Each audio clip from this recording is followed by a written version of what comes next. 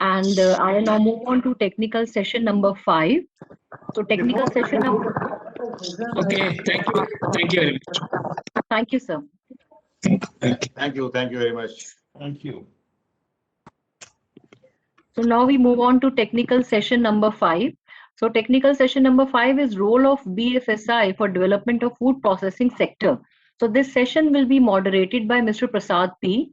He is the AVP of Yes Bank. So he has a very experienced and competent panel with him today.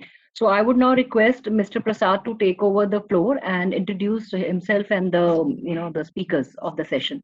Thank you. Yeah, thank you, ma'am. We just had finished one session wherein, very deep dive into the food processing machinery and other equipments was done. Now, this part of food machinery, is the most critical component for the food processing industry. But if we look at, the kind of machineries that are available, there is lot of sophisticated machinery available, and lot of machinery now required thanks to COVID. Lot of requirement by the consumer is for a very clean, traceable products, minimum human interference and all. So this era of post COVID, there is a huge transformation in the kind of projects that will come up in the food processing industry. Some of them will also be very capex high, and for that reason there will definitely be a need of the banking and financial services industry to look at the project viability, to provide financial closure to the project, so that more number of industries can come up and across India, and not only large size projects but also mid size projects, small projects. And if you look at the thrust of Ministry of Food Processing, along with the financial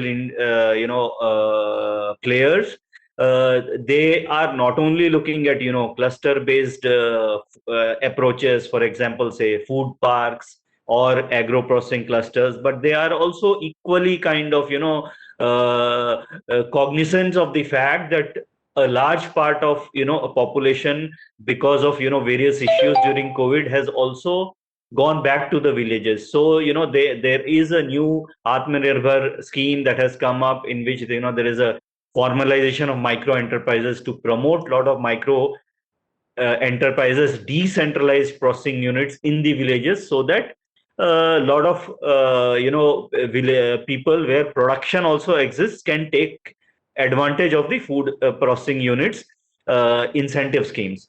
But incentives is one aspect. There is also a equity to the project which should come, and there is also a role of financial institution in providing debt to the project, which is where we have a very illustrious panel today, comprising of Ms. Amita Mishra from Bank of India, Pradeep Parateji, NABARD, Kruti Patra, Bank of India, Pranav Saxena ji from United India Insurance. Now, in United India Insurance, now insurance is a very, very important aspect for any financial institution, but it is also to an extent a less understood element in the financing. So those things are something that today we will hear from Pranav Saxena ji, and a lot of information which was not known to us will be getting revealed by him. And finally, we also have Mr. Raj Kishore Ranjit ji of Bank of Maharashtra in this panel. So, we could kind of quickly start off, but to start off possible, we will, since there is a presentation from Pradeep Parateji of NABARD, where, NABARD also not only is refinancing, but it is also now providing a lot of credit to infrastructure projects because of the infrastructure fund. So, to start off this panel, we'll request Pradeep Parateji of NABARD to just give a small introduction and also the presentation from NABARD on, the various aspects and their role in food processing. Pradeep ji?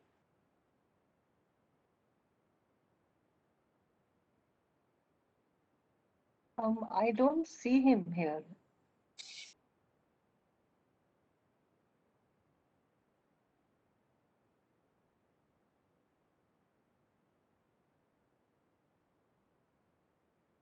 Mr. Prasad, I don't see him here. Could you please? Yeah. Could you please take the next speaker? Okay. Since we said that United India insurance and, the insurance aspects are very, critical, and often, there is not much understanding. So we can kind of start off with, the discussion where we will kind of ask few questions in between to Pranav Saxena ji on the insurance part, plus also periodically we will be asking few questions to the entire panel consisting of Kruti, Pranav, Raj Kishore ji and Amita Mishra. Amita, would you want to also look at giving a brief introduction? Hello. Yeah. Good afternoon all. So should I start with my presentation? Yeah, you can, surely. Okay. So I have to start my video, or it is comfortable? Yeah, I think that's fine. Okay. So a very good afternoon to all. I'm Amita Mishra from, am I audible? Hello? Very much. Okay. Thank you, sir. So very good afternoon to all. I'm Amita Mishra from Bank of India, working as a senior manager in SME City Center Department, Nagpur Zone. And I'm very much honored to be a part of this discussion today. So as we all know that this pandemic has created a havoc and has immensely disturbed people's lives, and businesses have gone haywire. So Government of India has come up with a complete package called Atmanirbhar Bharat Abhiyan to mitigate the losses in the businesses and bring the economy back on the track. So under this, government has formulated various schemes to be implemented through banking channel for handholding of businesses. So today, as we have gathered here to discuss the role of BFSI for development of food processing, I would like to provide glimpses of some of the schemes our bank has launched for food processing sector with directives of Government of India. And I'm sure other banks must have formulated this scheme in this direction as well. So we start with the first scheme, which is Star Agri Infra. So our finance minister on 15th of May 2020 launched 1 lakh crore agri infrastructure fund for farm gate infrastructure for farmers. So this scheme formulated for providing medium to long term debt financing facility for investment in viable projects. Sorry to interrupt, Ms. Amita. Are you sharing any content on screen? No, ma'am, I'm just speaking. Is it okay. Thank you. Sorry. Okay. So this particular scheme, Star Agri Infra, has been formulated for providing medium to long-term debt financing facility for investment in viable projects related to post-harvest management infrastructure. So the objective of the scheme is to improve marketing infrastructure to allow farmers to sell directly to large base of consumers.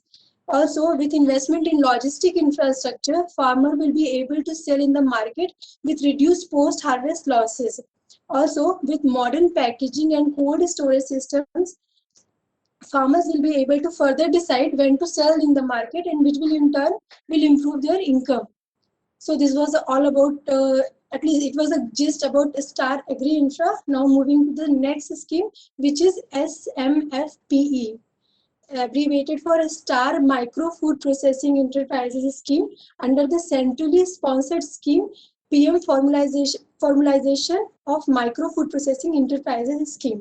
So in this scheme, Government of India through Ministry of Food Processing Industries has launched this scheme under Atmanirbhar Bharat Abhiyan for providing financial, technical and business support for upgradation of existing micro food processing enterprises. So in this particular scheme, it is very interesting to note here that as per the revised MSME Act, what is micro units actually in food processing units? So micro units are those units wherein investment in plant and machinery and equipment is not more than 1 crore and turnover is not more than 5 crore. So the basic objective of these schemes are for capacity building of entrepreneurs through technical knowledge, skill training, and hand-holding support for the services. Also, increase access to the credit. The purpose of this scheme is to financially support to individual micro enterprises for upgradation of unit and support for common infrastructure to SHGs, FBOs, and cooperatives. Also, support for marketing, branding to group of SHGs, FBOs, and cooperatives. So one of the important characteristics of this scheme is that this is eligible for only existing micro food processing units in the operation. In this scheme, credit linked grant of 35% is available for individual micro food processing enterprises. Moving to our next scheme is SAHI, which abbreviates for Star Animal Husbandry Infrastructure under Animal Husbandry Infrastructure Development Fund of Government of India. So this scheme aims at establishing dairy processing and value addition infrastructure, meat processing and value addition infrastructure, and also animal feed plant. In this scheme, interest subvention up to 3% will be available for all the eligible entities. The another fourth scheme is Star Hawker Atmanirbhar Loan. So this is very well-known scheme and under PM Swanidhi scheme. So this scheme has been formulated to provide hand-holding to street vendors in particular in the form of working capital demand loan up to 10,000 rupees repayable in 12 monthly installment with 1 month of moratorium.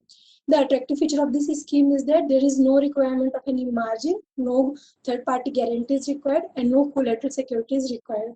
Also, for timely repayment of the loan, there is an interest subsidy of 7%, which will be credited directly to the saving account of the customers. So these were the glimpses of some of the schemes implemented by Government of India to curtail the effects of pandemic. Beside all these schemes, there are other schemes which our bank has specifically launched. So our bank has formulated several other schemes to promote the food processing units. Bank of India has launched several cluster-based schemes considering the major cropping pattern of this particular area, availability of food processing units in that particular area. Say for example, there are several cluster-based schemes for our Vidarbha region, for such as cluster-based scheme for cotton ginning and pressing units, rice mill units, dal mill units, oil mill units, warehouses, receipt financing for food processing units, wherein all the eligible borrowers are extended the credit facilities in concessional rate of interest and concession and other processing charges also, with minimum collateral security and relaxation in margin norms. Besides this, the Bank of India has also established dedicated agri desk in every SME city center, wherein the officer in charge will look after the progress in agri food processing and agri infrastructure projects. On the other hand, there is a great initiative by RBI wherein the rate of interest has been switched from MCLR to RBLR, which is repo rate linked rate of interest scheme for food and processing units. So as such, the rate of interest have been further reduced to a comfortable level. So I try to provide glimpses and gist of us for some of the schemes for food processing industry, which our bank has launched. So if anyone wants to know about the specification as to how to approach the bank, what are the required documents, what are the eligibility criteria, how a borrower can apply to the bank, so then let me know. I'll share the details in your email IDs, or we are having question answer session after this session, so we can discuss it there also. So with this note, I thank you for providing me this opportunity, and I hand over the forum to sir. Thank you. Yeah, Amita, thanks very much. Very comprehensive, product range that you have that covers not only the Atmanirbhar but also the Sampada schemes and also moving forward the Swanidhi, and also all in all, this is a very good suite of products that Bank of India has for the food processing segment in India. Thanks very much. Now we will quickly, move on to few question and answers, which we request Kruti Patra of Bank of Baroda, Raj Kishore ji from Bank of Maharashtra, and intermittently on the insurance aspects, Pranav Saxena ji to do. So we will do a mix. We will be asking few questions to Kruti and Raj Kishore ji, and in between also few insurance based questions to Pranav ji, so that the participant delegates in the webinar can get a fair idea of not only the role of a financial institution in food processing, but also role of insurers, how important and how critical it is for the food processing industry. So to start off, I would request Kruti and Raj Kishore ji to and also I also say that when Mr. Pradeep Parate of NABARD is able to join, there is some issue in the tech link. So once he is joining, we will have his presentation maybe possibly at the end. But to start off the questions, Kruti and Raj Kishore ji, from your experience as financial professionals and practitioners in the banking industry, we would like to know what food processing subsegments could be, dairy or horticulture or other value chains, which are in the say last 5 years, which are the subsegments that you have seen which are attracting the most investments, and also maybe you give a fair idea on if there are any geographies where there is more amount of disbursement happening. Also, are there any locations or areas where you see that there is less amount of credit flow, just to give a flavor to everyone on how the financing to the food industry is kind of critically happening currently. Next set of questions would also be what do you look at the next say 5 years trend also. Kruti and Raj Kishore ji. Okay, so shall I go ahead? Prasad, I have an update from Mr. Raj Kishore. He's just sent us a message that he's stuck in a meeting, so he might join a little later. Okay. Okay, so we will have then Kruti and Pranav ji from the United India Insurance questions only. So what we'll do, Kruti will answer few questions on financial banking, and we will then top that up with some questions to Pranav ji on the insurance part. Yeah, Kruti, all yours. Yeah. Thank you. So at the outset, I must thank Agrovision for taking out this initiative, and even at the March end, still being able to manage few bankers on the panel to share their views on the role of banking and financial sector as well as the insurance on food processing. So like moving directly to the question has been put on to me, like what has been our experience in terms of seeing the development of new segments in food processing sector in the last 4-5 years and all. So see, when because I come from a public sector background right now, I would say that the public sector banks are still having that approach of going into activities which has been very popular in the market. So basically, all these milling activities, dairy, bakery, and aqua processing. So all these processing activities are properly being covered. But yes, if you talk about the very new segment, let it be maybe probiotic or something like blast freezing for maybe RTE segment, or maybe something called as high protein food or something. Yes, the number of units would be very less, and so the segment is maybe taking up. But because of the intervention by the government of India for dairy segment and animal husbandry segment, there has been a significant increase in the number of proposals under dairy segment, that I would say. And that too, earlier what happened is a lot of bakery units or other processing units, they themselves would not have this MSME registrations, for which they were hesitating a bit to take loans and all, but because of easy process on Udyog registration or Udyam portal registration, and through this self declaration mode, a lot of people are coming into the ambit and are finding it easy to take loans. So I would say that the segment is changing from major course serial processing to a secondary or a tertiary level processing, which would be milk products or bakery, and even animal feed, and the meat and fish processing as well. Then the question was also about geography and all. I think I would not be the right person to comment on the geographies. The reason being, for us, it could be varying based on the locations that we are able to serve, maybe because of the branch presence or the network presence. Otherwise, what we see is at a pan-India level, we have actually internally developed, tried to do some research on this, and there is an ongoing project with one of the reputed institution in the country, and we see that the potential lies in each part of the country.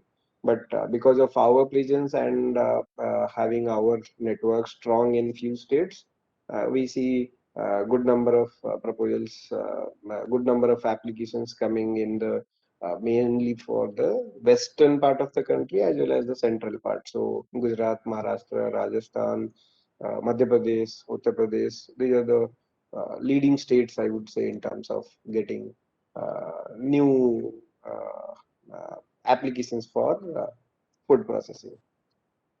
And Thank you. So, like when we look at, the market researchers and, they give data on the consumer research, and that has come out that, COVID or post-COVID, there has been, in terms of consumer preferences on the food plate, lot of, dairy, a lot of health products. So your inputs also say that mostly disbursements are also taking place in, dairying or horticulture, which I think is fantastic. So you credit disbursement is also happening into those areas which are the growth areas. So I think there is good amount of synergy between, finance and, the consumer preference. So thanks a lot. Now we go to, a question to Pranav ji on, the insurance aspect.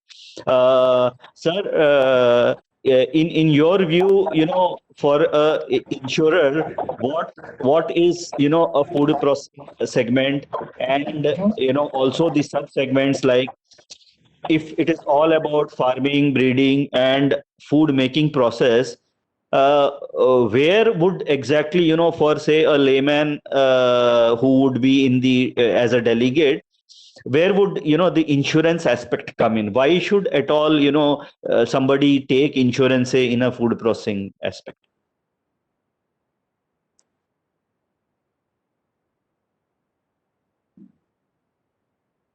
Pranav, sir? Hello, am I audible? Yes, sir. Sir, good afternoon, sir. I'll start with the food processing as you started your question. So this food processing, in my view, in a view of insurer, starts with the farmers and animal breeders, and it includes all process which are required for preparing the ready-to-eat food and transportation of the same to the end customer. So your question is that where the insurance comes in. Actually, insurance is a protection, a kind of shield, which is providing you protection against many risks which can harm your financial positions, which can take off your money. So basically, every business is having some capital, some money. So what we do, I'll elaborate it with step by step. See, if one farmer is sowing some seeds, and or some this breeder is breeding some animal, so at the time of this farming, animal breeding, there are number of natural hazards which are not in control of farmers. So you can say, for example, rain and hailstorms, everything. So these unpleasant, unforeseen events can lead to some losses, some monetary losses. So what insurance do, if you are doing your things religiously, you are processing the, you are following the processes, then insurance will help you to overcome the losses. In case some accident happens and you incur some losses, then the insurance will protect you. Insurance will help you to make your losses good. So you will not suffer any monetary loss, and the things will go on smoothly for you. So you can concentrate over your work without having any fear of losing your money. Over to Yeah. Prasad Yeah. sir. So thank you. Yeah. Thanks.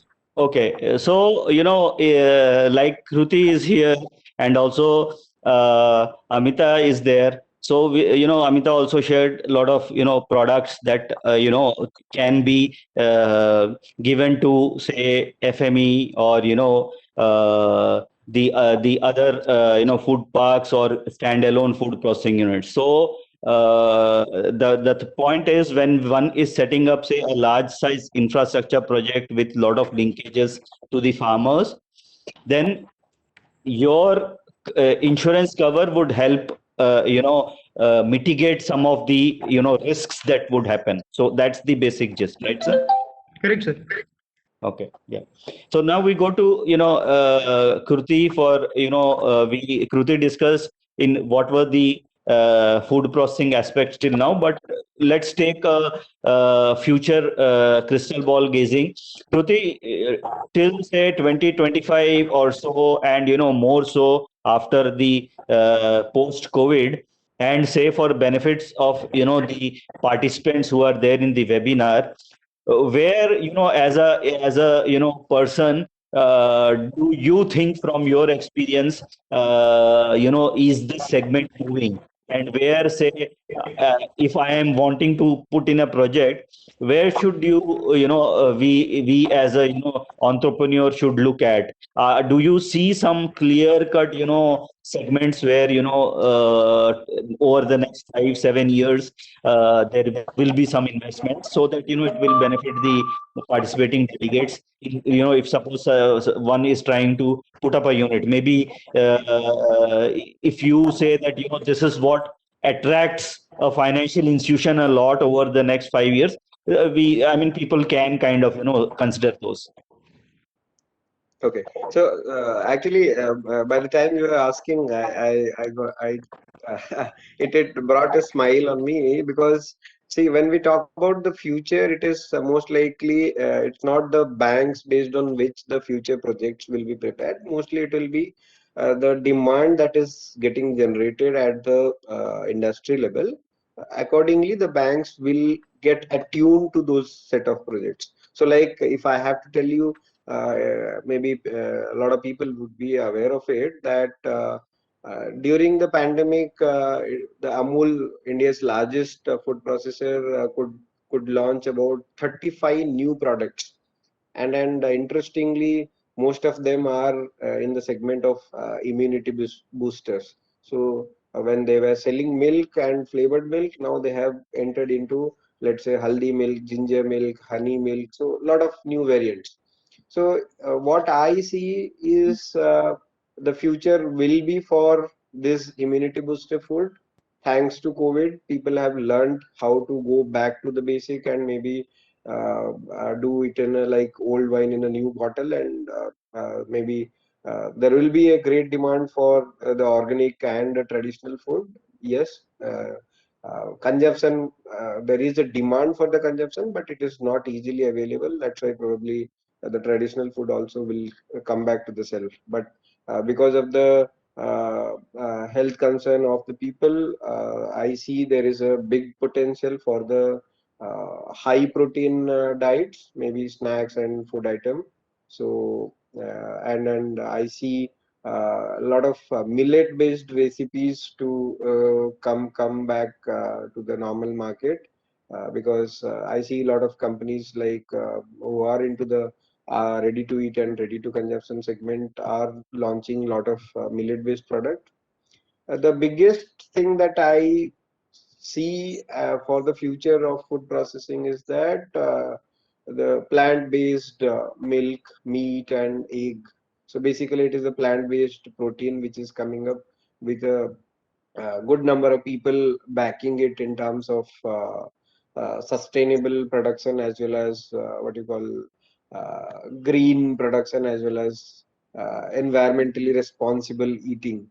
So I see that maybe in another 5 to 7 years we will see a good amount of good number of companies coming in, and I believe by now there are roughly about 10-12 companies which are operating in smaller pockets and maybe developing their products. And so in the next 5 years, I see them to be one of the biggest competitor for the existing players. I think this is very, very, important guidance from the financial industry to participating delegates. Thanks very much for, this. We will take one question for, Pranav ji. And in the meantime, Pradeep Parathe ji has also joined. We welcome him. Sir, we just have few questions only, which we will quickly clear off, and then we will give the floor to you for presentation of the award, if that is okay.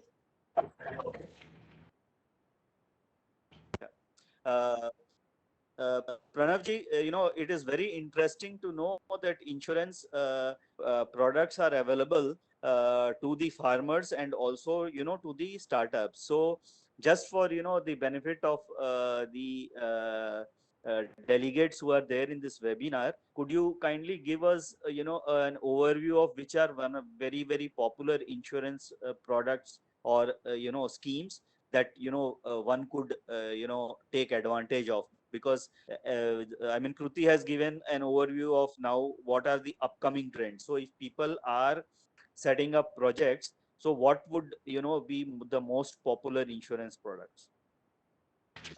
Sure, sir. We'll start from the government schemes. First of all, for farmers, we are having this Pradhan Mantri Fasal Bima Yojana and restructured weather-based crop insurance scheme, which are operated by central government and state government in collaboration. So additionally, some general insurance companies are also offering various important insurance policies like cattle insurance policy, sheep and goat policy, honeybee insurance policy, sericulture insurance, shrimps and prawns. Every area of agriculture is being covered by general insurance policies like viticulture, salt work, biogas plant, everything. Moving towards startups, I will say like fire insurance policy is there, which can protect against fire, earthquake, flood, inundation, subsidence, landslide. There are around 11 covers in this fire policy.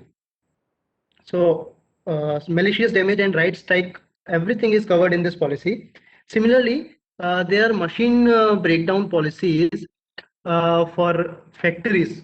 These machinery breakdown policies will come into the picture when some machinery stops working and we are having huge losses due to stoppage of production. So this machinery breakdown policy not only cover the repairing cost or replacement cost of the machine, but it will also cover the losses we are having due to business interruptions. Workmen insurance policies are also there because in factories there are a number of workers doing their job. So in case of any accident to some worker, it is a responsibility of their employer to pay out some compensations. So this workmen insurance policy can be helpful there. And public liability policy is also there. It is very important, sir, because in some factories, if we have some leakage of chemicals or gas, like we have seen some 2-3 examples like Bhopal gas, very popular. Near past, we got one accident somewhere in Tamil Nadu or Kerala. So this LG plant gas leak was there. So in such kind of accidents, this public liability policy will take care of the compensations being paid to the third parties. There is also one very important policy. It is product liability policy.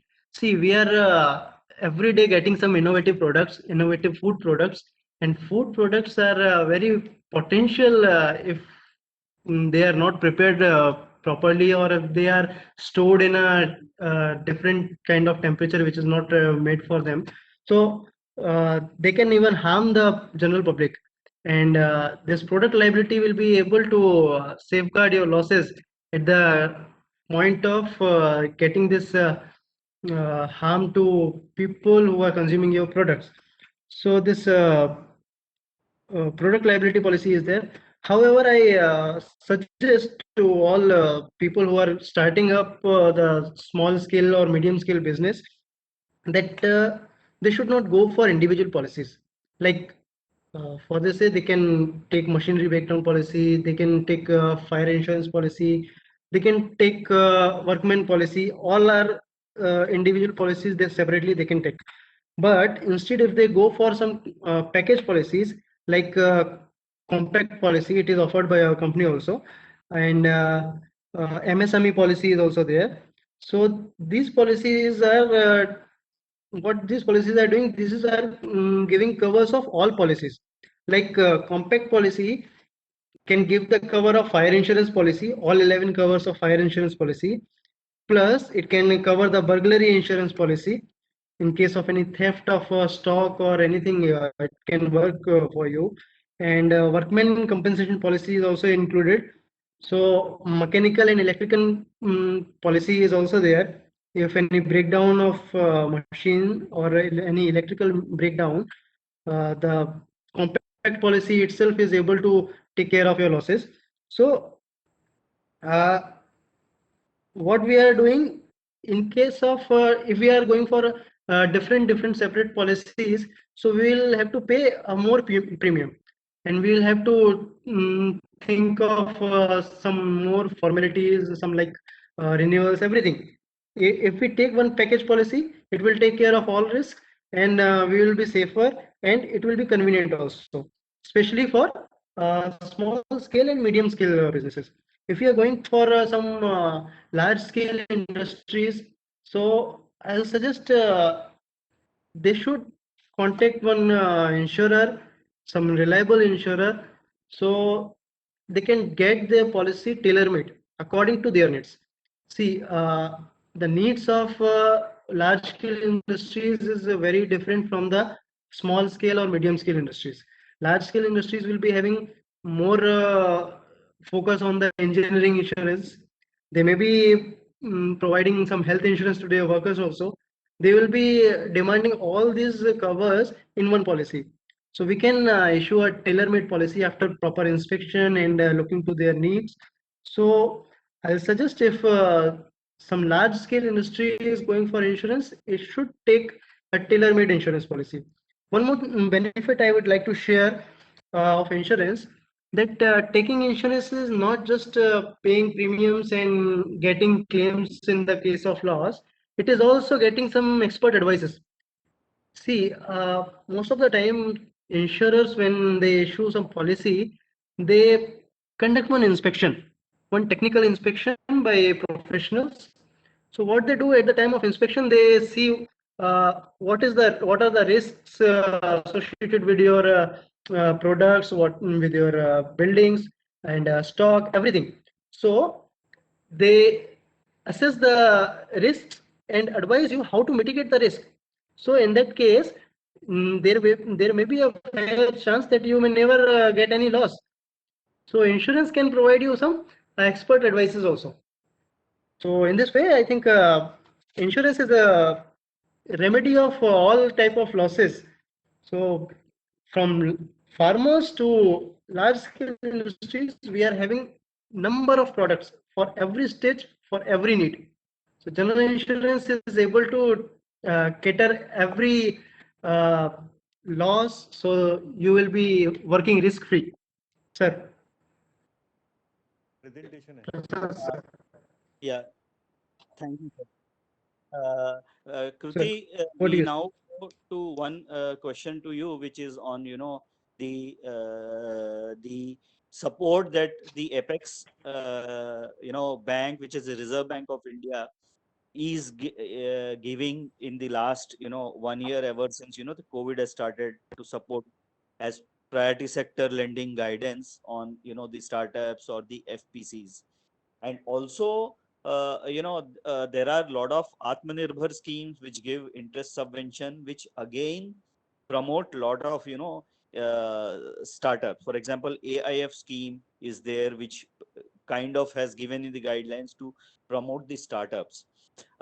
And also, you know, if you look at Operation Green, stock to total, there's good amount of, thrust which is given if projects come from the FPOs, FPCs.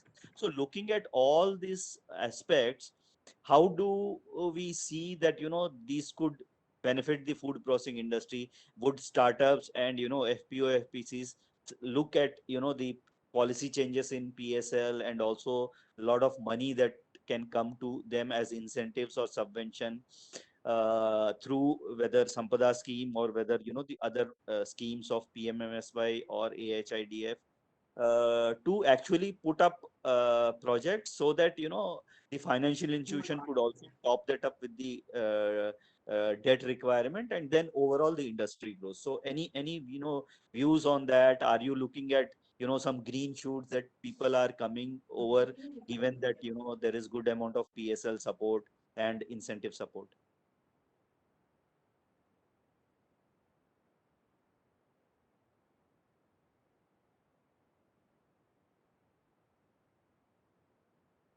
Yeah, sorry, was that for me? Yeah. Yeah. So I'll take it a little reverse. I will first address on the Atmanirbhar Bharat schemes. So roughly about six schemes got included in this. And while the government has announced a big amount as what do you call assistance to the entrepreneurs, this has actually opened up a new area for people to explore with the assistance from the government. For the banks, it has been like the way earlier Amita Madam has made a presentation talking about the new schemes. Because the government launched these six schemes related to agriculture, all the banks were asked to design certain schemes so that the entrepreneurs in those area can be facilitated. So when there were existing demand for certain infrastructure, but because of these interest subventions or what you call dedicated scheme by different banks has opened up like new opportunity for the banking industry as well as for the interested parties to approach for new loans. And particularly the government has been trying to streamline these activities in a way to what you call onboarding of the customers, onboarding of the applicants through online platform, and then sending these leads with certain documents to the concerned branches, and then helping them to take a decision. So basically, I'll say the government is prompting a lot in this activities. And yes, we ourselves have seen a good number of flow of proposals to our bank. But yes, there are concerns as well in terms of conversions. Under agri infrastructure, I would say roughly there are about 50 to 60% conversions. But I believe in due course of time that efficiency would improve because the systems are being set up right now. So there are need for some more clarity from the ministries and departments. But yes, this has opened up opportunity for people to join in. But you asked one very interesting question about the recent changes in the PSL guideline with respect to lending to startups and the farmer producer companies. My observation is that like Bank of Baroda itself is a member of primary member of the Small Farmer Agribusiness Consortium (SFAC), and in the this year annual board meeting, I was seeing that the number of FPCs to which SFAC has granted a credit guarantee for collateral-free loans, it is hardly in about 160, 170. So if you see the overall lending happening to the FPC is still not that great. Yes, NBFCs has definitely captured a very good market, particularly NAP Kisan is doing a great job, and maximum of the credit guarantee for collateral free loans is being availed by NAP Kisan. But by increasing the limit to 5 crore, yes, the concept of FPC is getting popularized gradually. we are seeing a little increase in the number of proposals coming to us. So I believe this would be the case everywhere. But at the same time, people with this banking setup are also need to be trained about FPC, which for which RBI and NABARD they are doing a great job through their training institutes. And by increasing the limit, it will become a target segment for the banks now to start looking for the big size or the good size FPCs and then get into the lending part. On the startup side, while this is a very welcome segment, which will encourage the banks to design schemes for financing as well as startups to get a easy way of lending, I still think there is a challenge because an assessment of uh, startup itself is certain area like banks are not very used to do because it needs a separate skill set to understand the startup and to understand the fund flow or the valuation and all together. So I think banks are still trying to evolve through in a way to design schemes for the startups. But yes, as long as it is with the credit guarantee under CGTMSE or something like this. People have designed schemes, but but this would not be a very great. At the current scenario, I will say that the lending up to 50 crores is yet to be achieved, but I believe soon banks will come up with their strategies to lend to these startups. Thank you, Kruti. That's very interesting observation. Now we will go to Pranavji. Sir, we looked at the COVID times where there have now, thanks to the issues of social distancing and all, that mandis were not in operation, and a large part of the produce was going directly to the consumer via, say, apps or the e-commerce marketplaces and all.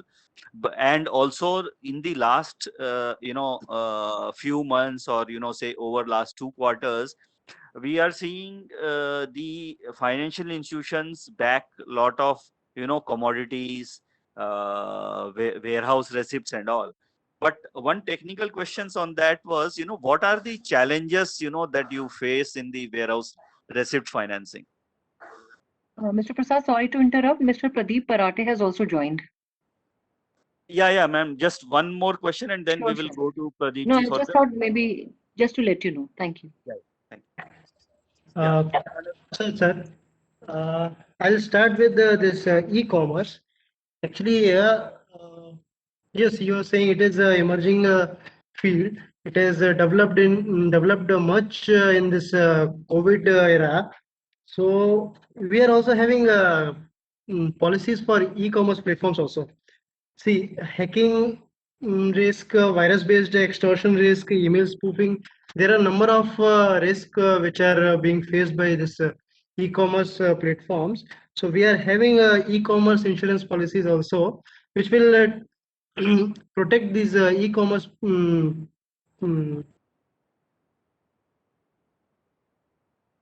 e-commerce companies for legal liabilities of hacking and fund misappropriation, etc. Secondly, I'll come to this technical question that insurance challenges in warehouse receipt financing. Sir, many people will say that insurance covers are not available for all kind of stock and in every warehouse. So it may create some hurdle in getting loan against warehouse receipt. I'll say it is a kind of security for banks. See, if insurer is not ready to insure some kind of stock or some specific warehouse, then it means it is having some more risk. So this vulnerable kind of stock and warehouse are not getting insured, and it is not getting this qualifying for this warehouse receipt financing also. So it is a kind of security for banks, lenders, everything. Plus, I also feel some challenges are there, like this market rate of stock. Market rate of stock is a key player in insurance of every warehouse or stock insurance, because in case of any loss, these insurance policies will pay according to the market rates of stock. So whatever the market rate of stock is there, the insurance claims will be paid according to that only. And this market rate claim payment will also be limited to the basic sum insured of the policy. So what will happen? I'll give you two examples. One, suppose there is some increase in the market rate of insured stock. We insured stock at the rate of some 100%, and at the time of claim, the market rate of this stock is go up to 160% of the insured value. So at the time of loss, what insurance policy will do, it will take as a under insurance, because at the time of claim you are demanding more, and the insured sum insured is less, so it will be taken as under insured under insurance. So this under insurance will pay you claims according to one pro rata calculation. For 60% increase, it will come up to 62.5% of pro rata claim payment. So in that case, the banker or the loanee both can lose whatever they have expected the amount of claim. Plus, uh, in case this increase is more, and it is after the increase and after the application of pro rata calculation also, if it is going again more than sum insured, then still the claim payment will be limited to sum insured only. In the second scenario, if there is some decrease in market rate of the stock, then again insurance company will not go into some pro rata calculation or anything. It will say, okay, you insured as per your needs, and it will pay according to the lesser available market rates. So this risk is there always, even after the insurance, so that lenders will not be able to recover their full money, and the loanees will not be able to uh, uh, make their losses good in the complete scenario. Plus, I feel that bank needs to verify that the sum insured of some specific stock against which they are going to finance someone, it is adequate to provide the required level of coverage, even in case of fluctuation of market rates also. See, if there is a uh, mm, decrease in market rates, then there is no remedy. You cannot do anything. But in case of increase in market rates, by taking some more insurance, the insurance sum insured is, if the sum insured is more than the required one, then it can take care of that increase of market rate also, and under insurance will not be applicable, or will be applicable in a lesser amount.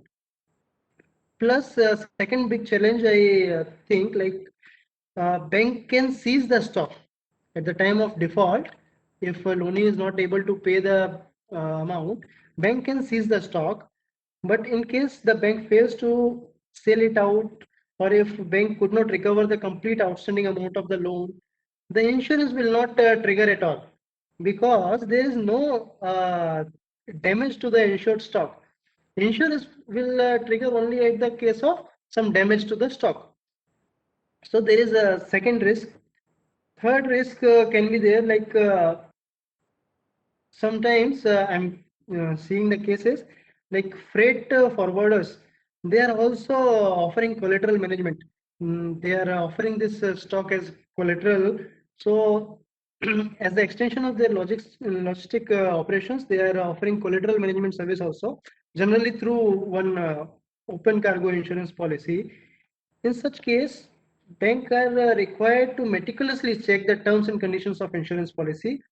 See, if this insurance cover is ceasing at the time of commodity leaving its premises, then it can be a big threat, because if stock is in transit, and if someone is getting finance against this stock, and it is not under cover of the insurance, then banks can be on risk.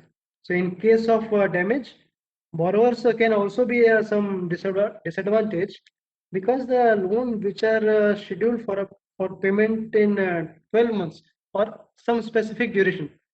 So this loan is being paid early, which was scheduled for some longer duration. It is being paid early at the event of loss, and they are also losing their assets, which is their stock. So there can be some plans of the loanees which are, I think, getting vanished out. So in this situation, bankers and this loanees both are at risk. Even insurance is providing some kind of coverage, but it is not sufficient. I think I should use this word. It is not sufficient at the present scenario, but we are developing some products which may in future be able to cater all these issues. So the insurers, the lenders will get maximum protection, and the loanees will also get the maximum protection of their stock. They will be able to get maximum out of their losses. Yeah. Over to Professor. Yeah, this is very elaborate output which is beneficial for all the participants, including all the financial institutions. So now we come to Pradeep Parateji, DGM of NABARD, and we request sir for a presentation on what all NABARD is doing in the food processing segment. Sir, over to you, sir. Pradeep ji.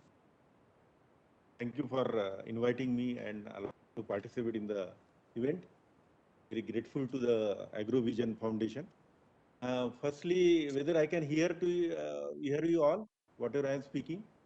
Sir, a bit more volume is less.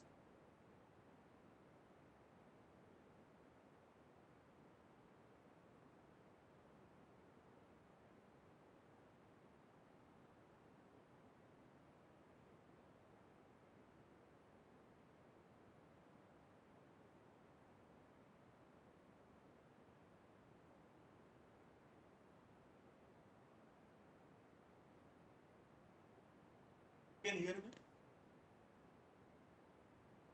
Now you can hear me? No, sir. Yes, yes.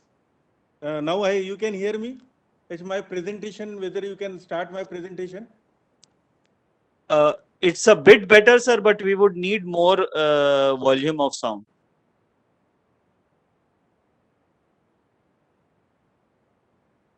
The sound.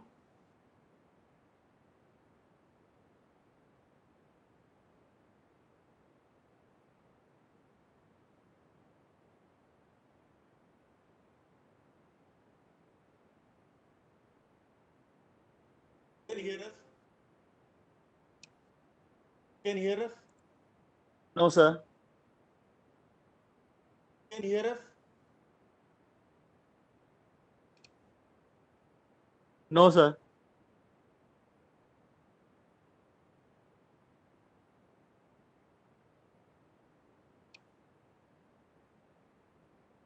Hear me now?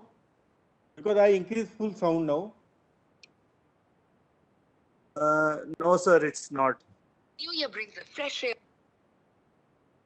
Whether I can start or because I increase sound from my level full. I think better to start, sir.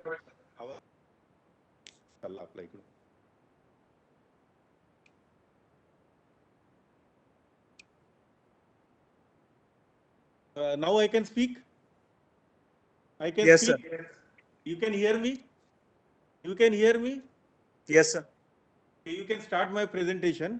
Actually, I am giving presentation on the role of NABARD in promotion of the agro processing sector.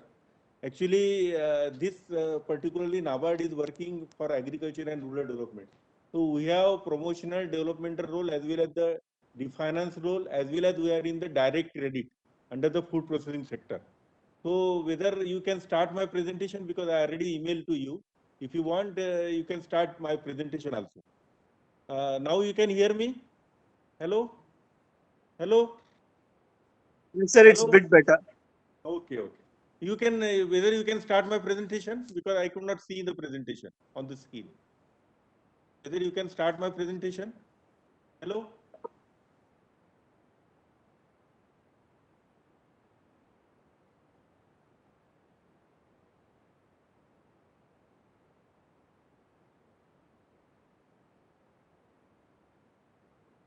Can go for first slides.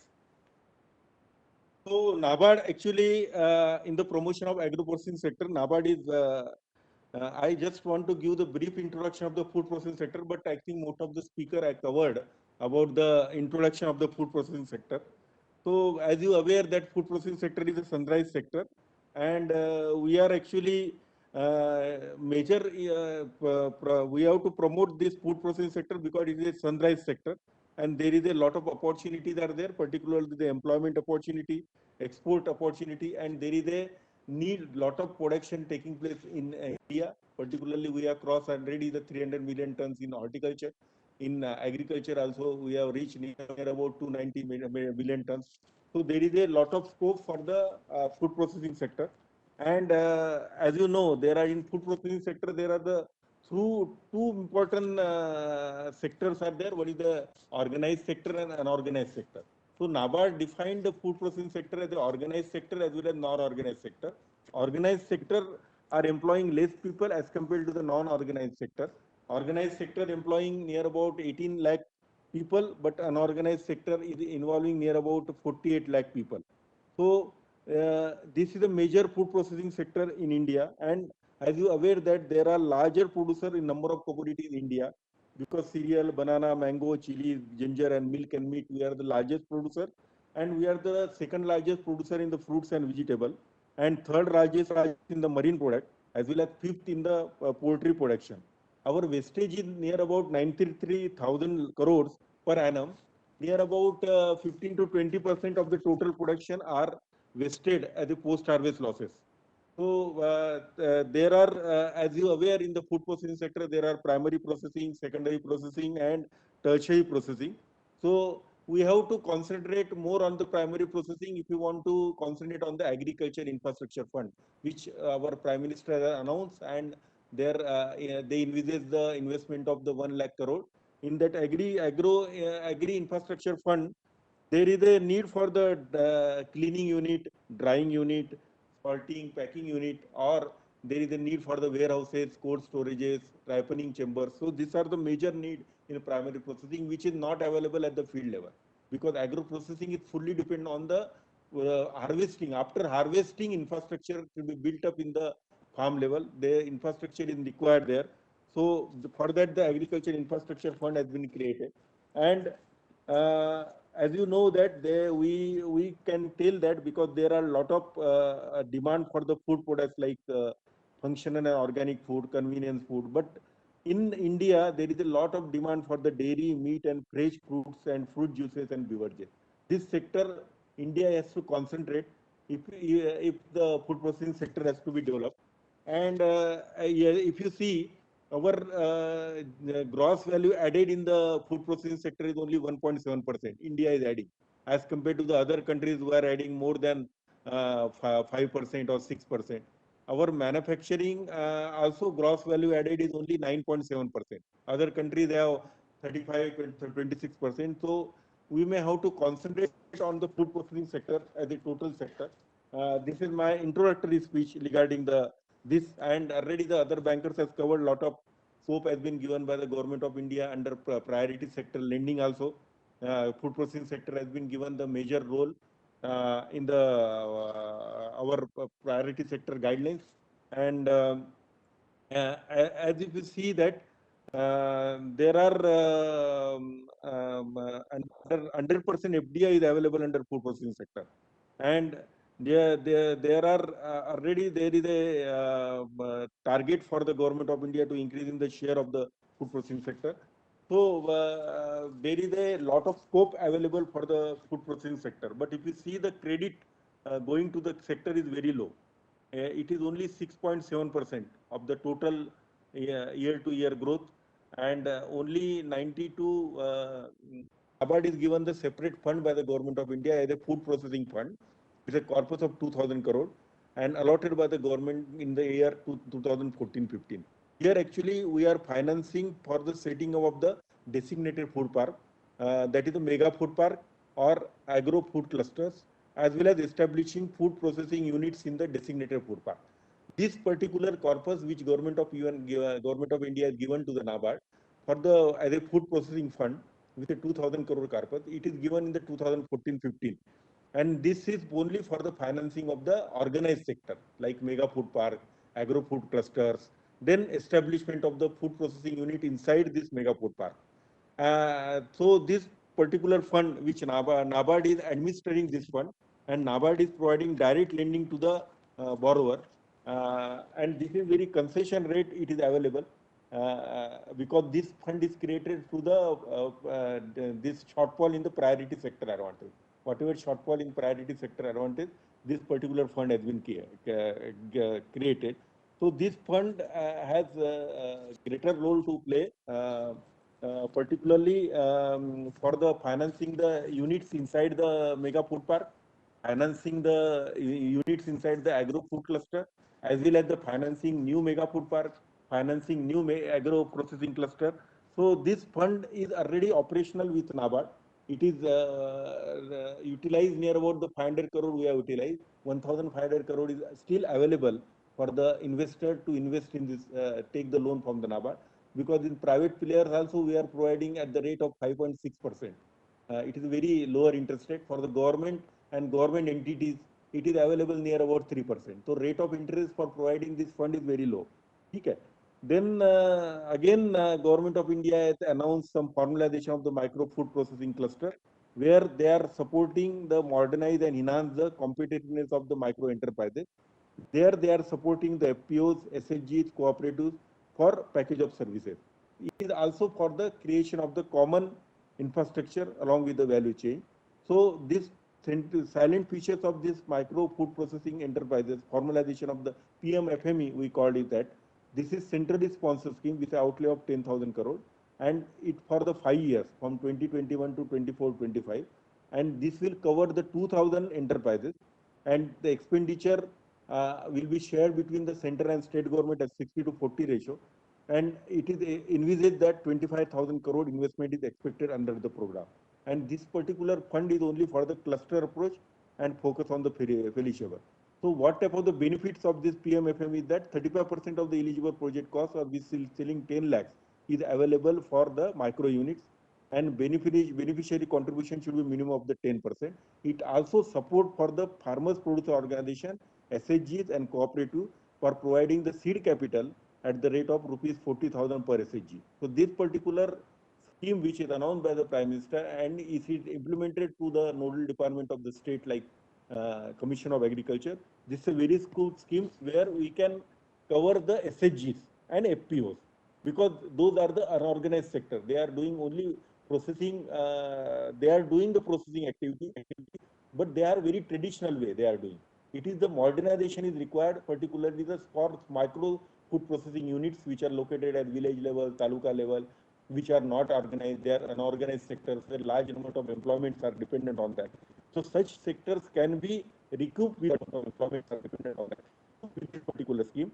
So we may have to, bankers has to finance these SHGs as well as FPOs and cooperatives for this formalization of the micro food processing sector. Secondly, in agriculture infrastructure fund, which government of India has announced during last year, this fund is also very important for the creation of the harvesting, after harvesting infrastructure in the village level, particularly godowns, cold storages, ripening chambers, cleaning and grading units. So this particular infrastructure, what NABARD has done, NABARD has also given one special refinance facility to the primary agriculture cooperative society. Primary agriculture cooperative society are the grassroots level institution who are catering the credit needs of the village level. These primary agriculture cooperative societies can create such type of the infrastructure at the village level, and NABARD can provide the refinance at 3%, which is a very lower cost, as well as they can avail the 3% interest subvention available, interest subvention available from the government of India. because normally the cooperatives and RRB are not the member of the CGSME, they may not get the credit guarantee cover. For that, the NABARD is also trying to develop one new insurance product, that is NAP Sanrakshan, for this RRB and cooperatives, so that they can also be covered under the insurance of the for providing loan to the agriculture fund. Then beside this, NABARD, Government of India has given us one fund called Fisheries Infrastructure Development Fund. Fisheries Infrastructure Development Fund is given where state government or state government entity can create the fisheries infrastructure, particularly some infrastructure required for the fisheries catching as well as the processing of the infrastructure in the state level.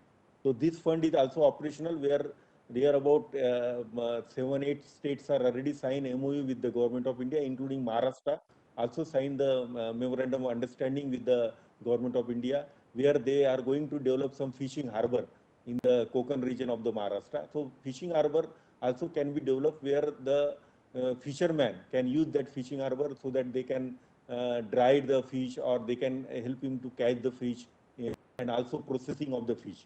So this particular fund is also available from the Government of India. And if you see the food processing fund, which I already told to you, here actually major thing which covered under the food processing fund is that modernization and additional infrastructure in the designated food park, setting up of the new processing units within the designated food park, and modernization of the existing processing units under the designated food park. So wide range of post-harvest resulting in the value addition, like cleaning, grading, waxing, control wrapping, labeling, packing, warehousing can be financed under the food processing fund. Actually, what is the concept of mega food park is that in mega food park, all the facilities are available for the new unit to develop. Because if any food processing unit has to develop outside the mega food park, he has to take a lot of permission from the Government of India, and as well as the state government, pollution control board, all those things. Here in mega food park, all type of the facilities are there. Already there is a power, already there is a water is available, drainage facilities available. Mega food park people will create warehouses, cold storages, so that he doesn't have to invest for the common infrastructure. He doesn't have to invest for the packing of the unit, labeling of the unit, bottling of the plant. So all these facilities will be available in the mega food park. So 80 units will be established there. He doesn't have to move here and there for the government department to take the permission. He can directly establish unit inside the mega food park. Here the bankers have the opportunity to financing the units under the mega food park. Because in Maharashtra, there are 3 mega food park already operational. One is the Satara mega food park in Satara, Wardha mega food park in Wardha, as well as the Paithan mega food park in Aurangabad. All the 3 mega food park is already in operational, where the investors have the opportunity to take the land and on leasehold basis or permanent leasing facility from this mega food park, because this mega food park also financed by the banks. And this mega food park already the infrastructure is created. There is a water available, there is a drainage facility available, there is the availability of the power also, land is also level. So he doesn't have to wait for the so much facility should be created. He can directly purchase the land and start the food processing units inside the mega food park. So here opportunity is available. The 3 more mega food park are already in operational. Besides this, some private mega food parks also there. Haldiram mega food park in Nagpur, Chodia mega food park in Satara. So there also some lands are available, and there also investors have the opportunity to lend under food processing fund. In the food processing fund, we have already sanctioned the 700 crores of the loan, and already sanctioned the 700 crores of the loan, 700 crores of the loan for the mega food parks and agro processing cluster of 10, and near about smaller units of 9 units we have already financed. So these are the highlights of our mega food park, this food processing fund. And there are food processing fund, we can give loans to state government directly, as well as the state government entity also if they want to finance, as well as the any special purpose vehicle or cooperative or food processing organization or farmers producer organization, companies, or any partnership firm, entrepreneurs who are available. It is available for the 7 years, and the rate will be the whatever the rate monetary policy we decide the bank rate. We are giving state government at bank rate minus 1.5%. For the private entrepreneurs, we are giving at this rate we are giving at 5.6%, and along with the risk premium from 0.1 to 0.3%. So this fund is available with a cheaper rate. So we have receiving proposals from the prospective entrepreneurs, and we are sanctioning also. This particular fund, I think that AgroVision Foundation can propagate this fund, and those people who are interested can avail this facility under the fund. There are also NABARD is also having the promotional fund for this particular thing. Particularly, hello? Mr. Parathe, Yes. could you please also give cue to the person so that he can move your presentation? Yes. Actually, already presentation is on the dais. You can move the presentation because I don't have the here rights to move because I have given to the organizer. Yeah, sir, but you will need to give them cue to change the slide. Okay. So now So I what request slide? I will ask to go to the first slide. So they are on the role of NABARD in promotion of agro-food processing sector. They are on the first slide right now. Go to the second slide. Second slide. Okay, sir. So just tell them when to change the slide so that they can change it and they can, coordinate with you. This 2, 3, 4, 5 slides are only for the introductory speech of the food processing sector. So Ji. I already covered this actually. This Okay. is, So introduction you have already covered, right, sir? can go to the directly to position and potential of India in a globe. ठीक है, sir. Right? Okay.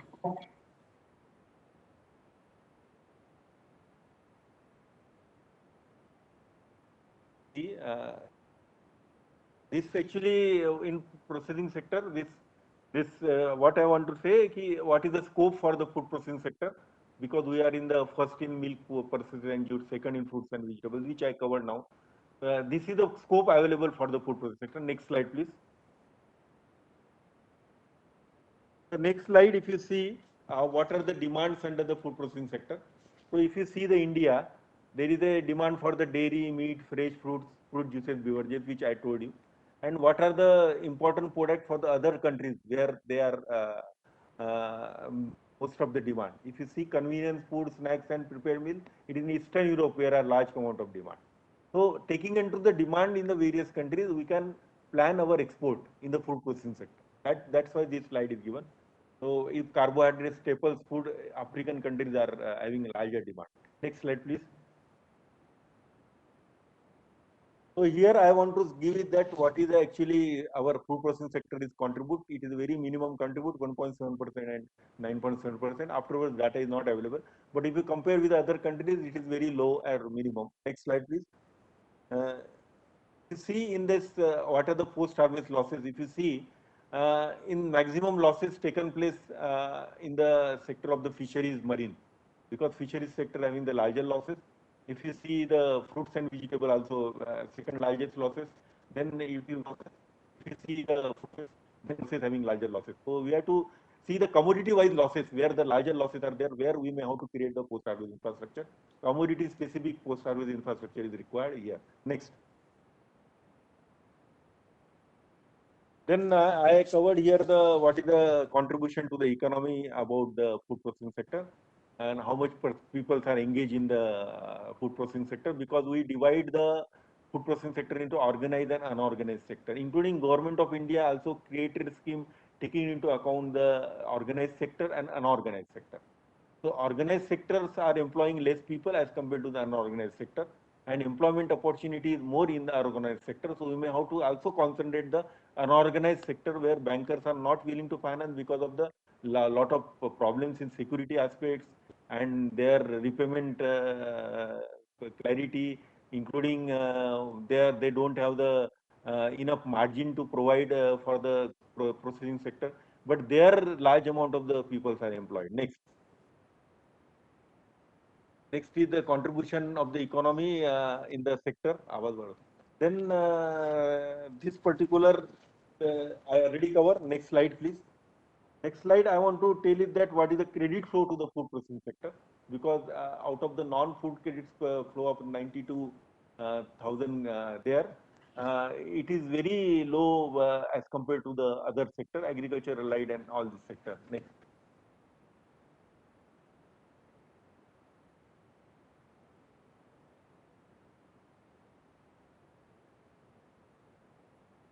So these are the credit flow to the food processing sector with other sector. Here I have given the food processing sector credit flow is only growth rate. If you see, it is going negative. Only 4.2% it is contributing, and growth is also very low. Only outstanding loan as on 27 March, which we have taken from the RBI website, it is 1,54,146 crore. It is very small as compared to the other sector where the credit flow is very high. If you cannot compare with the road and chemical and basic metal where the credit flow is more than the food processing sector, because food processing sector, the large amount of the foods are produced from the India. Next. Next, please. So next slide, I am giving that what are the initiatives Reserve Bank of India and Government of India for development of food processing industry. Under priority sector, they have considered the food and agro processing unit up to 100 crore per borrower can finance by the bank, and they can provide agriculture infrastructure loan to the MSME also, and MSME sector also can be covered under the priority sector lending. So these are the important thing, including PM Sampada, which already one speaker has covered. There is allocation of 6,000 crore, and food processing fund, which I already covered, where the 2,000 crore is there. So these are the new schemes under the food processing sector where investor can take opportunity and use this particular scheme for creating the food processing sector infrastructure. And next is the formalization of the micro food processing cluster, where what are the of that particular scheme, what are the silent features and support available, because support is very important here. Because for the micro units, this particular schemes catering the need, 35% of the subsidy is available up to 10 lakhs for the micro units, and beneficiary has to contribute 10% of the balance loan amount. So here the bankers have the opportunity to finance, particularly the micro units, which are very small in unit but having the processing facility. And SHGs, where there is a very good amount of support available from the Government of India. Seed capital is available for 40,000 per SHG for loan to the member for working capital and small loan, including grant support is also there, and handholding support is also there. Next scheme, Agriculture Infrastructure Fund is the next scheme. It's already covered by our earlier speaker, and I also covered. Here the 3% per annum is the interest subvention available, up to 2 crore the interest subvention available, as well as the credit guarantee is available. Here NABARD has introduced one refinance facility to the district cooperative bank for financing to the primary agriculture cooperative society at the groundnut level.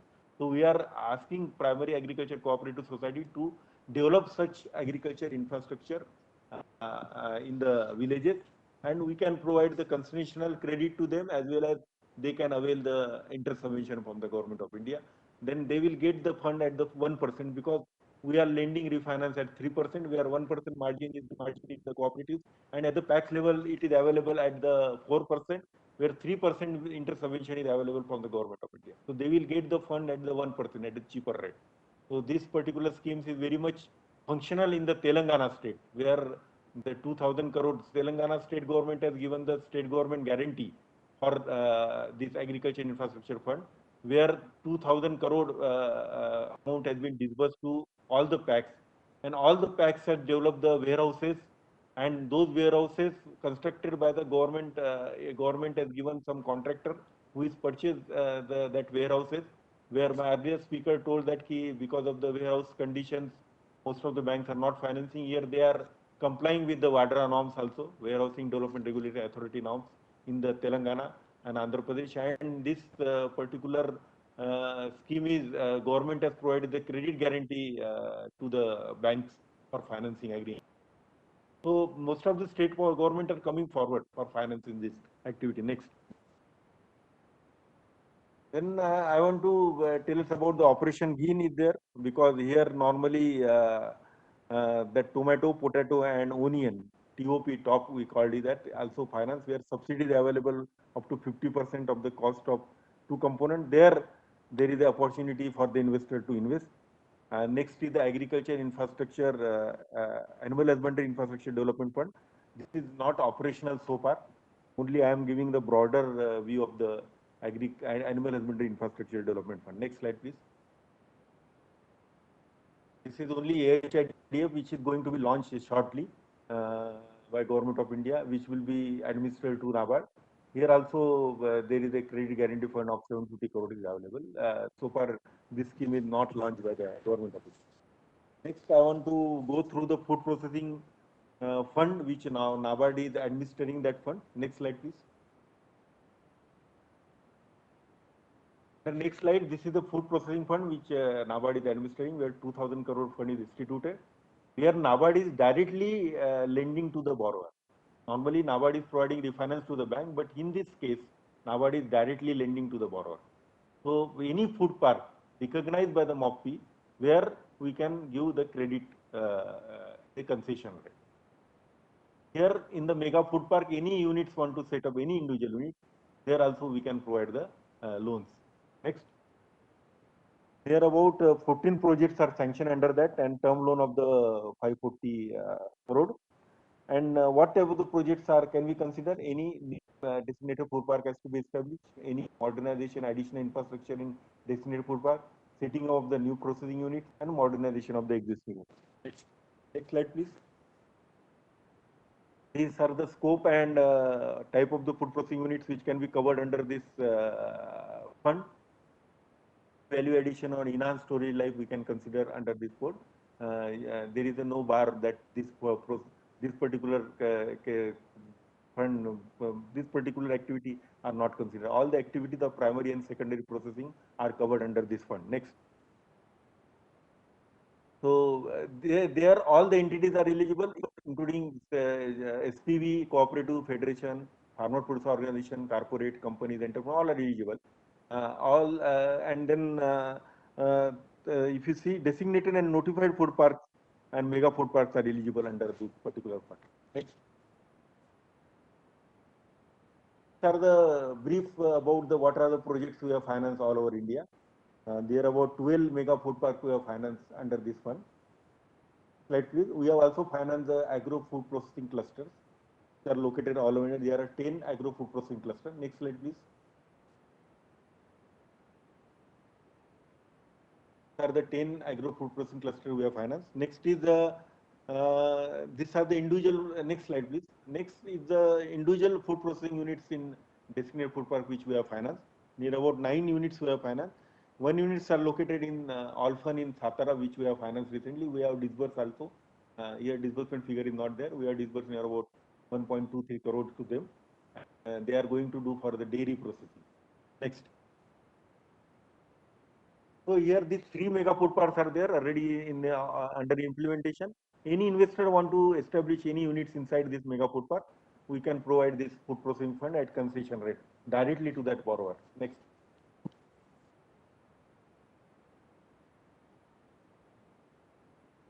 These are the other projects which are already approved by the Government of India. Government of India, there is the one separate ministry, Ministry of Food Processing Industries. This has already approved this mega food park. Here, any units want to establish, if it is completed, then there also we can provide this food processing fund as concession rate. Sir, some of the projects are implementation stage, some of the projects are under completion stage. But so far, all the projects are not commissioned. But most of the projects are under completion stage. Next.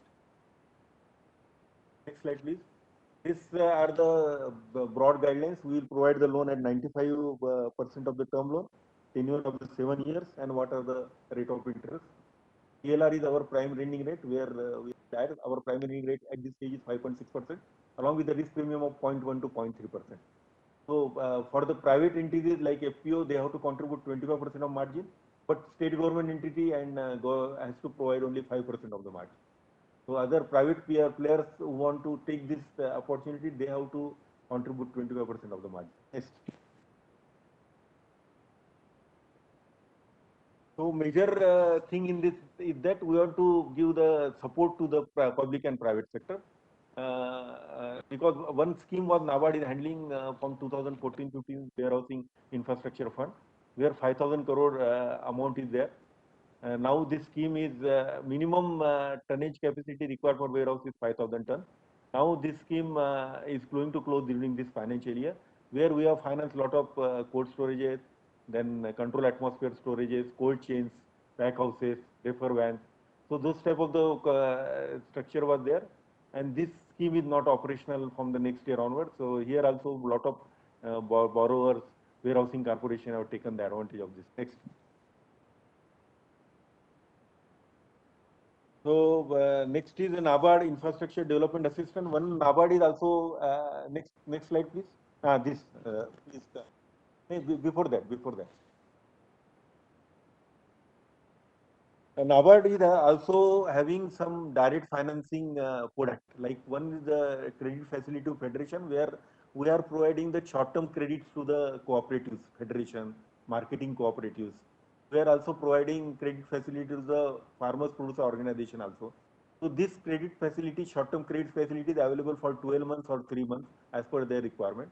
And this for procurement of the food grains, as well as the cleaning, grading of the primary processing. Not lot of the this federation, civil corporation in the state government are taking this particular fund. This is we are lending near about 40,000 to 50,000 crore. This year also we have lent 45,000 crore to various federations and cooperatives, as well as the civil supply corporation, marketing federation of the states level.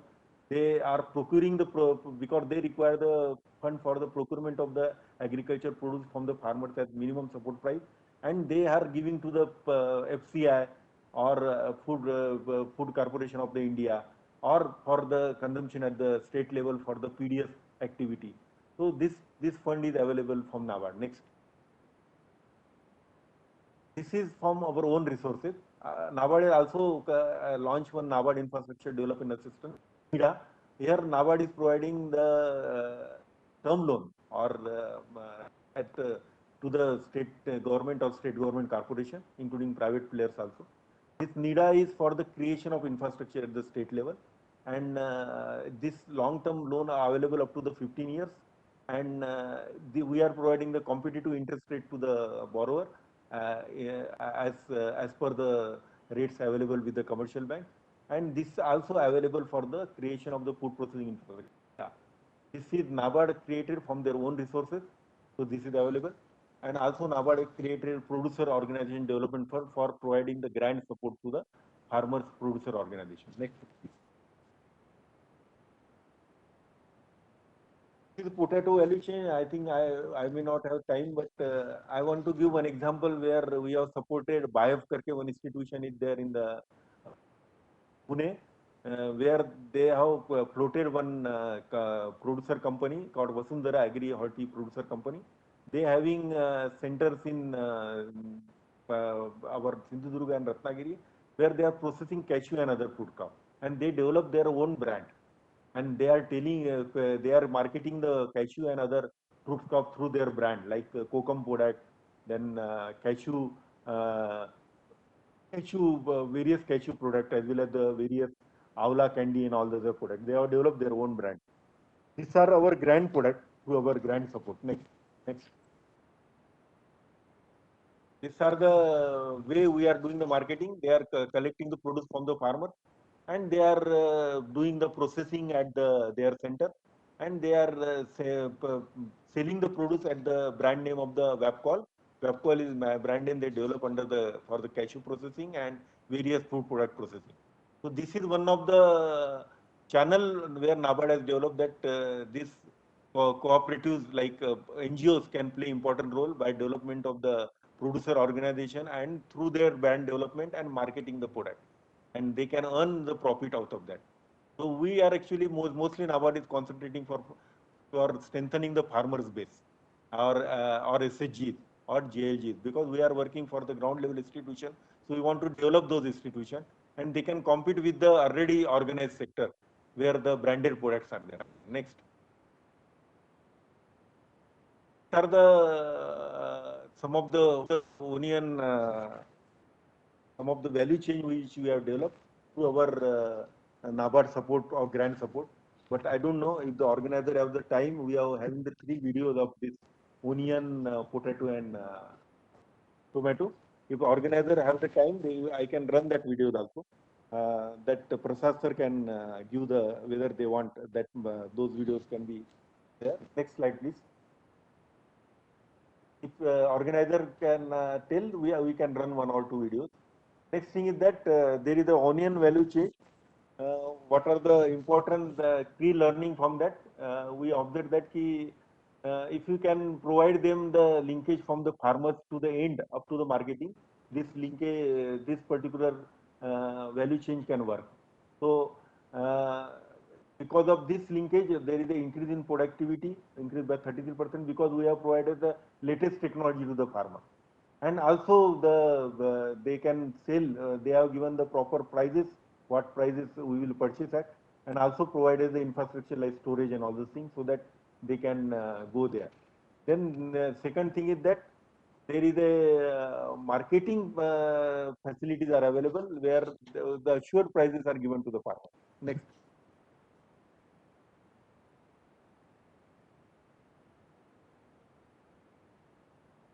Right, please. There is a potato also where KVK Hooghly and 8 packs under the Hooghly DCCB West Bengal we have developed this, where we have provided the quality seeds to them as well as the technical inputs to them, and they have developed as well as the scientific management practices, including the soil testing and need-based fertilizer application.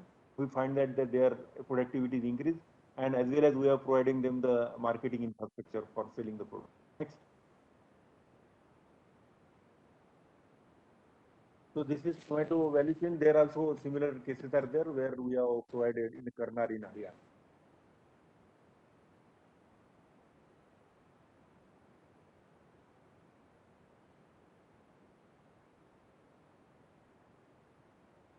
So under the grant support, we are also providing the value addition to the NGOs, SHG Federation, and all those things for development of the food processing and value addition. This is our on-farm producer organization.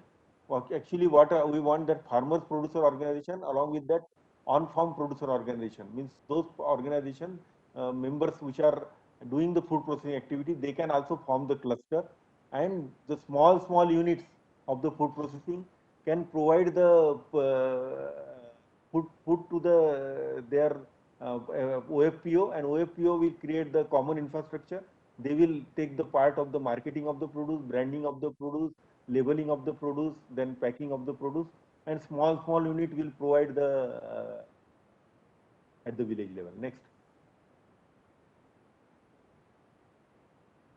These are the skill development activity now also giving for training to the various NGOs, voluntary agencies, RCTs, and government institutions for development of the skills of the rural population. Next.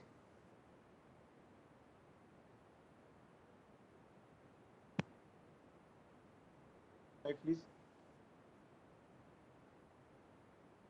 These are the, I found some of the constraints in food processing sector. This you may that because these are the major constraints where we have to overcome those constraints so that this sector can come up very good, because there is a high cost of manufacturing, packing, then there is a fluctuation of the raw materials, inadequate facility for maintaining startup and pilot setting technology and innovation. So there is a organized production is required for raw material, because the raw material availability is also a problem for the food processing sector. So these are the major constraints which highlighted where because of this sector is not developing so rapidly. Next slide, please.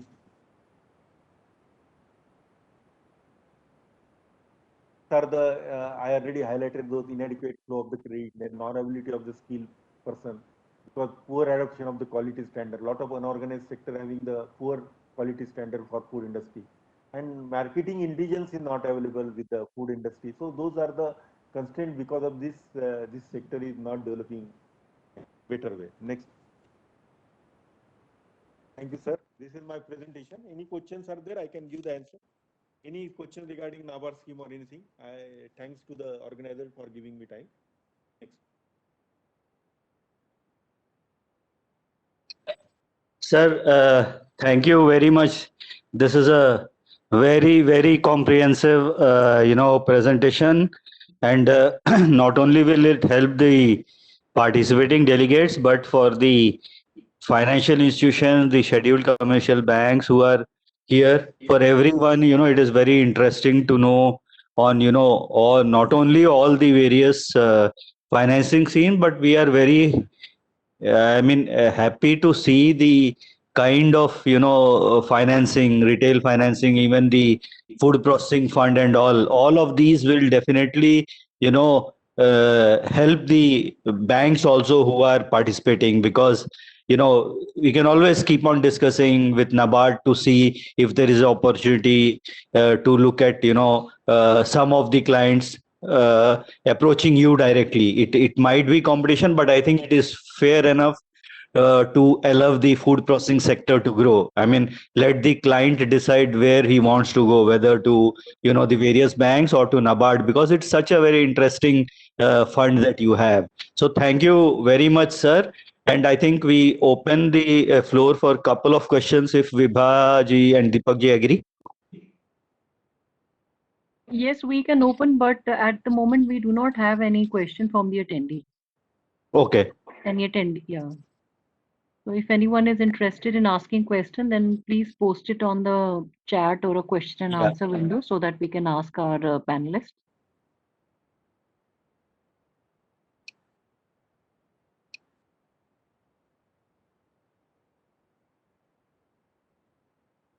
So are we done with all the presentations? Are there any further questions for the panelists? I think Raj ji as a panel was not able to join, but maybe we'll want to hear from others. Yeah, any concluding remarks, Pradeep ji? Actually, it's a good, actually you are organized such type of the seminar. And it's a good that this particular sector require a lot of discussion and deliberation so that some concrete things can come up particularly.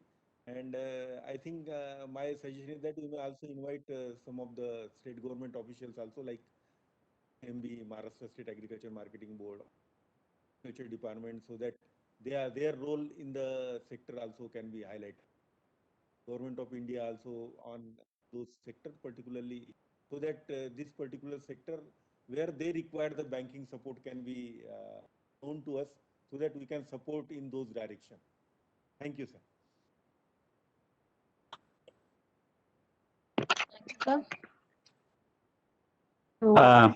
Yeah. No, just, thanking Pradeep ji. I think it's a very good suggestion. Exactly. So I think there are no questions from the attendees. So with this, do we have your permission to conclude the session? Yes, sir. Yes, madam. Yes, madam. Okay, great. So thank you everyone once again for joining the second day of sessions. And my sincere thank to Mr. Prasad for moderating this so wonderfully and so smoothly. And my big thanks to all the panelists who took time out of their busy schedule to share their views and thoughts with us on this subject. This is again a very important subject, and I hope our attendees got sufficient information and got benefited from the information provided by all the panelists. So I once again thank you, Prasad ji and other panel members. So we look forward to speaking with you on different forum, maybe the next event that we organize. And with this, we end our sessions for day 2. Thank you very much.